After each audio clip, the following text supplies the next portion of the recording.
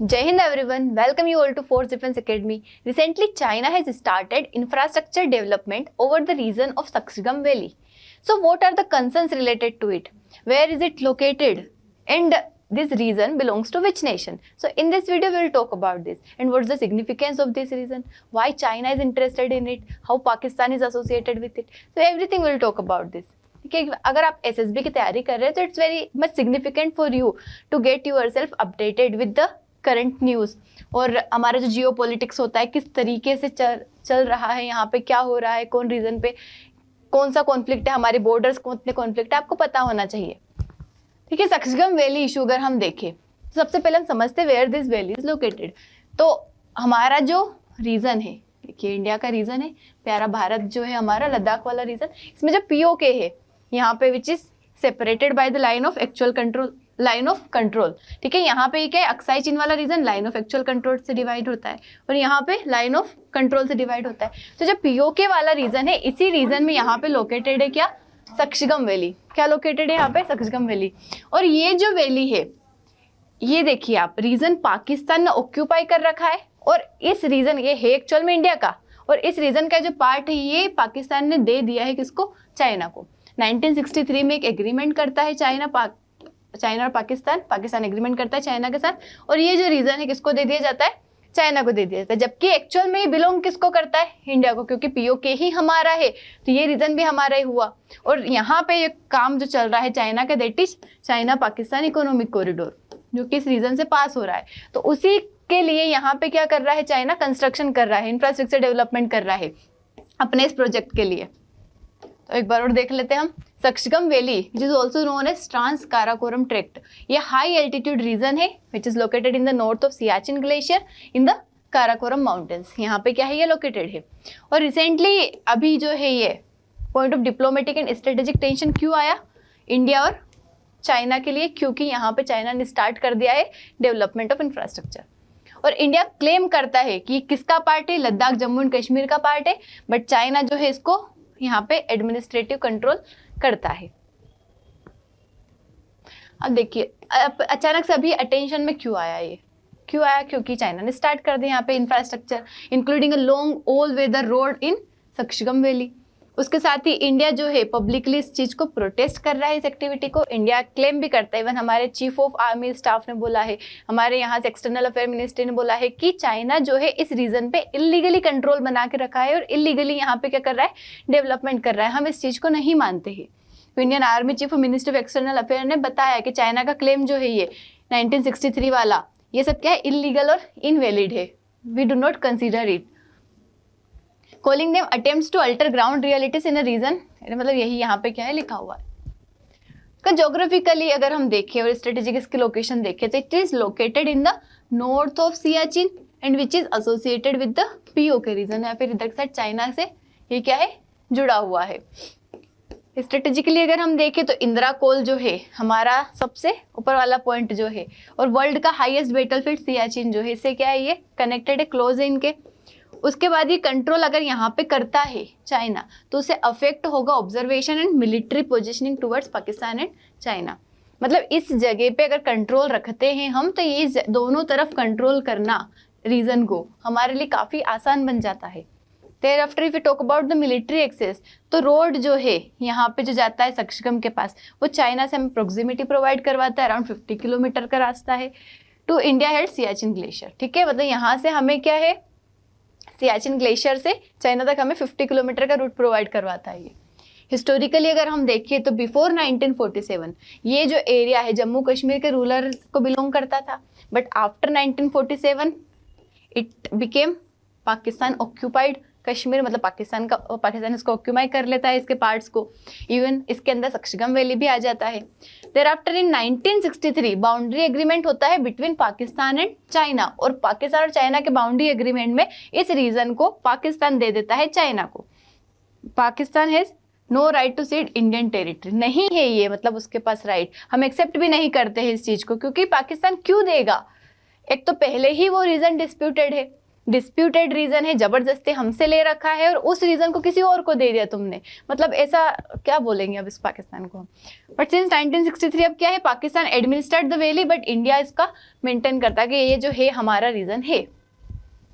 और अब देखो चाइना का क्या इंटरेस्ट है इस रीजन में, पाकिस्तान का क्या इंटरेस्ट है। तो पाकिस्तान को तो क्या लगता है कि चाइना जो है उसकी मदद कर रहा है कहीं से न कहीं से, मतलब पाकिस्तान जो उसको क्या लगता है कि चाइना उसकी हेल्प कर रहा है।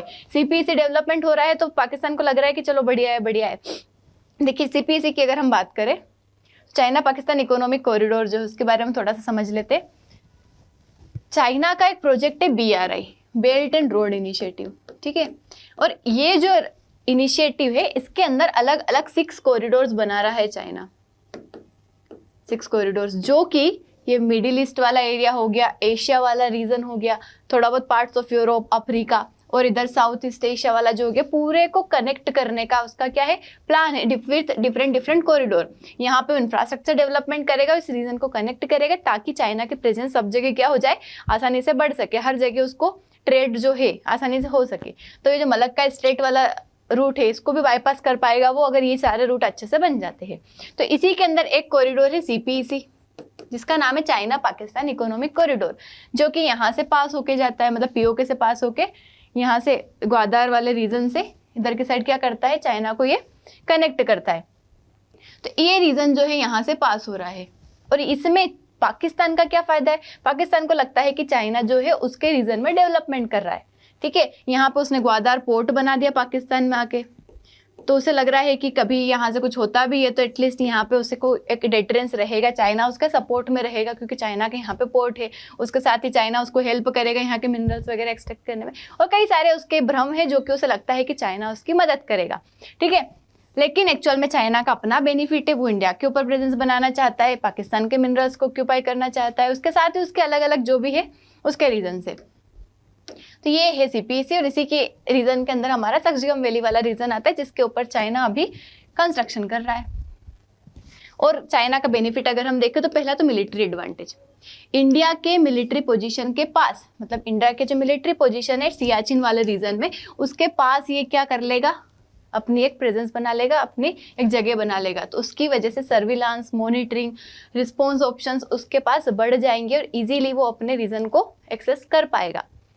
उसके बाद टेरिटोरियल अगर हम देखें तो इंफ्रास्ट्रक्चर बढ़ाने से चाइना का एडमिनिस्ट्रेटिव कंट्रोल जो रहेगा इस एरिया में इंक्रीज हो जाएगा, पाकिस्तान के पास जो कनेक्शन है वो इंक्रीज हो जाएगा पाकिस्तान के साथ, और ये चाइना पाकिस्तान इकोनॉमिक कॉरिडोर को बढ़ा रहा है जो कि हमने अभी बात की जिसकी, जो कि इंडिया नहीं मानता। देखो CPEC को इंडिया एक्सेप्ट नहीं करता है।